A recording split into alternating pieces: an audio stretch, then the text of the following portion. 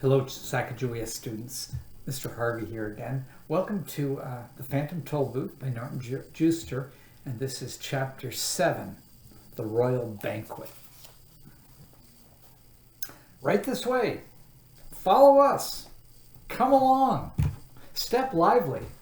Here we go, they shouted, hopping from the wagon and bounding up the broad marble stairway. Milo and Tok followed close behind. It was a strange-looking palace, and if he didn't know better, he would have said that it looked exactly like an enormous book, standing on end, with its front door in the lower part of the binding, just where they usually place the publisher's name. Once inside, they hurried down a long hallway, which glittered with crystal chandeliers and echoed with their footsteps. The walls and ceiling were covered with mirrors, whose reflections danced dizzily along with them, and the footmen bowed coldly. "We must be terribly late," gasped the Earl nervously, as they reached the tall doors of the banquet hall. It was a vast room, full of people loudly talking and arguing. The long table was carefully set with gold plates and linen napkins. An attendant stood behind each chair, and at the center, raised slightly above the others, was a throne covered in crimson cloth. Directly behind, on the wall, was the royal coat of arms, flanked by the flags of Dictionopolis. Milo noticed many of the people he had seen in the marketplace. The letterman was busy explaining to an interested group the history of the W, and off in a corner, the humbug and the spelling bee were arguing fiercely about nothing at all. Officer Shrift wandered through the crowd, suspiciously muttering, "Guilty, guilty, they're all guilty." And, on noticing Milo, brightened visibly and commented in passing, "Is it 6 million years already? My, how time flies." Everyone seemed quite grumpy about having to wait for lunch, and they were all relieved to see the tardy guests arrive. "Certainly glad you finally made it, old man," said the humbug, cordially pumping Milo's hand. "As guest of honor, you must choose the menu, of course."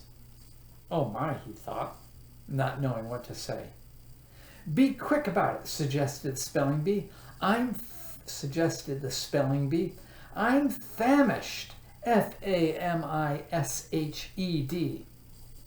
As Milo tried to think, there was an ear-shattering blast of trumpets, entirely off-key, and a page announced to the startled guests, "King Azaz, the Unabridged."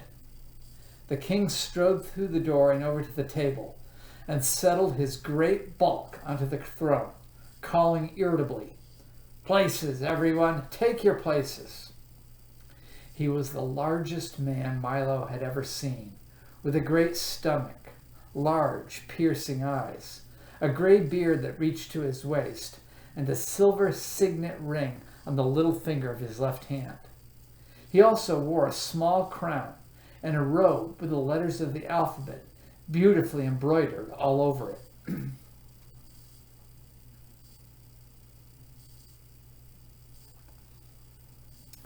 "What have we here?" he said, staring down at Tok and Milo, as everyone else took his place. "If you please," said Milo, "my name is Milo, and this is Tok. Thank you very much for inviting us to your banquet, and I think your palace is beautiful." "Exquisite," corrected the Duke. "Lovely," counseled the minister. "Handsome," recommended the Count. "Pretty," hinted the Earl. "Charming," submitted the Undersecretary.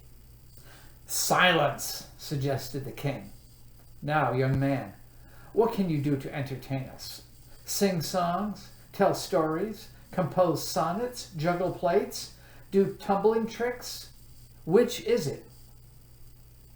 "I can't do any of those things," admitted Milo. "What an ordinary little boy," commented the king. "Why, my cabinet members can do all sorts of things. The Duke here can make mountains out of molehills. The minister splits hairs. The Count makes hay while the sun shines. The Earl leaves no stone unturned. And the Undersecretary, he finished ominously, hangs by a thread.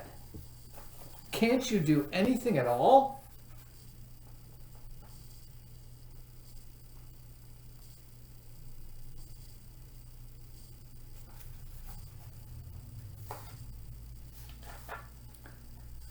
I can count to 1,000, offered Milo. Arg! Numbers!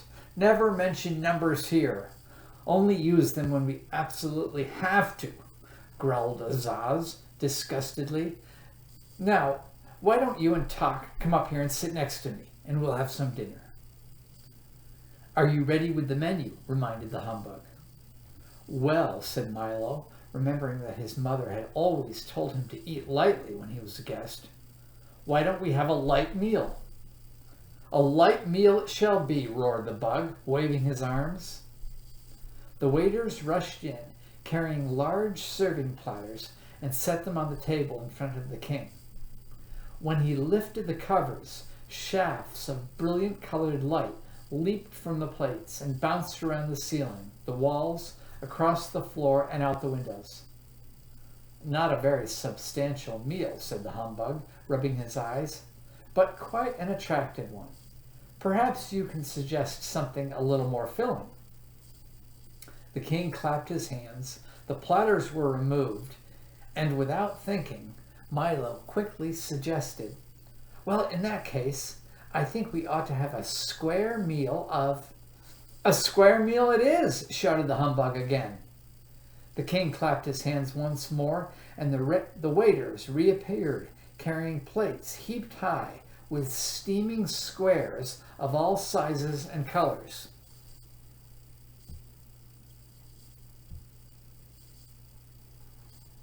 Ugh, said the spelling bee, tasting one. These are awful. No one else seemed to like them very much either, and the humbug got one caught in his throat and almost choked.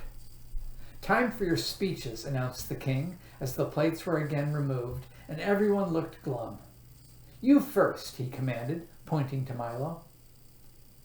Your Majesty, ladies and gentlemen, started Milo timidly, I would like to take this opportunity to say that in all the... That's quite enough, snapped the king. Mustn't take all day. But I'd just begun, objected Milo. Next, bellowed the king. Roast turkey, mashed potatoes, vanilla ice cream, recited the humbug, bouncing up and down quickly. What a strange speech, thought Milo, for he'd heard many in the past and knew that they were supposed to be long and dull.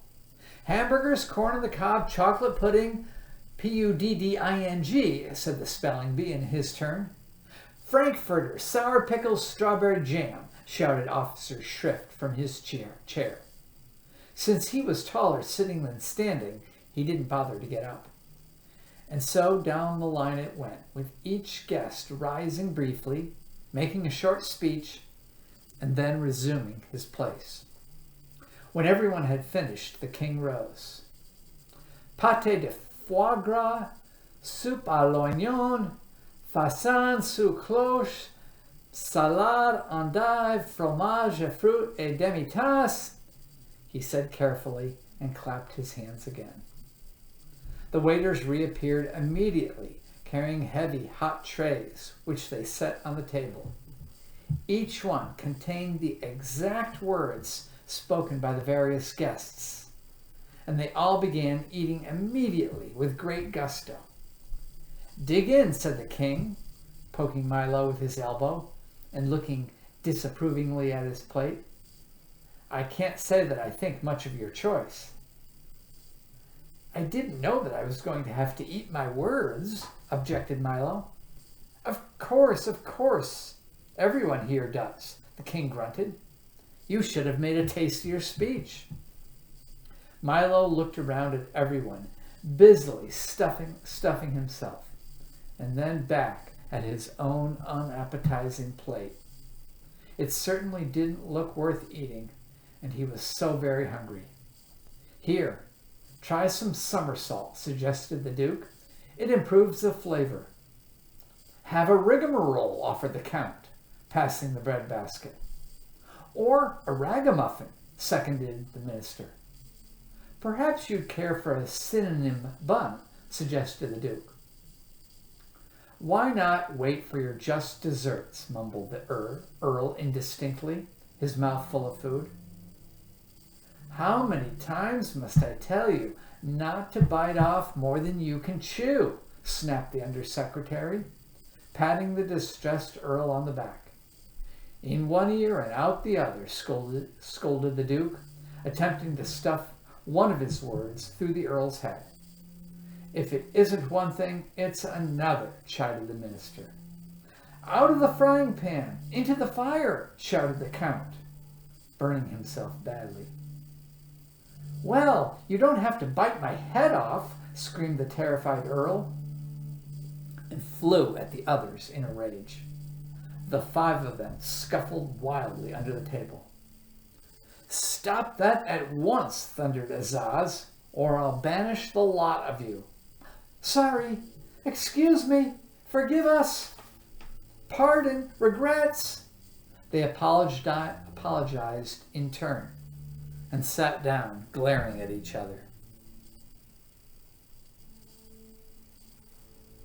The rest of the meal was finished in silence until the king, wiping the gravy stains from his vest, called for dessert.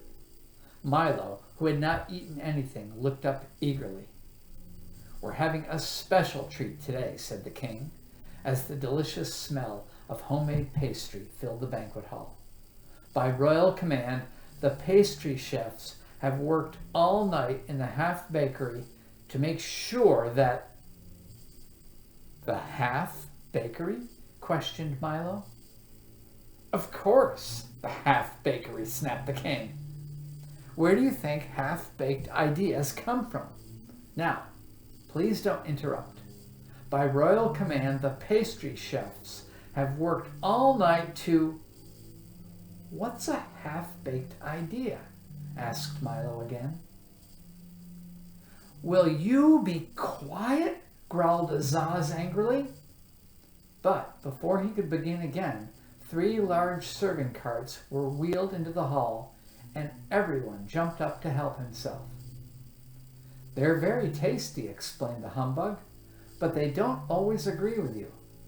Here's one that's very good. He handed it to Milo, and through the icing and nuts, Milo saw that it said, "The earth is flat." People swallowed that one for years, commented the spelling bee. But it's not very popular these days, D-A-Y-S. He picked up a long one that stated, "The moon is made of green cheese," and hungrily bit off the part that said, "cheese." Now, there's a half-baked idea, he said, smiling. Milo looked at the great assortment of cakes, which were being eaten almost as quickly as anyone could read them. The Count was munching contentedly on "It never rains, but it pours." And the king was busy slicing one that stated, "Night air is bad air." I wouldn't eat too many of those if I were you, advised Talk. They may look good, but you can get terribly sick of them. Don't worry, Milo replied. I'll just wrap one up for later. And he folded his napkin around. Everything happens for the best. And that concludes chapter 7. We'll start next time at chapter 8, and that will be the Humbug Volunteers. Good to see you all again, Sacagawea students. Take care and keep on reading.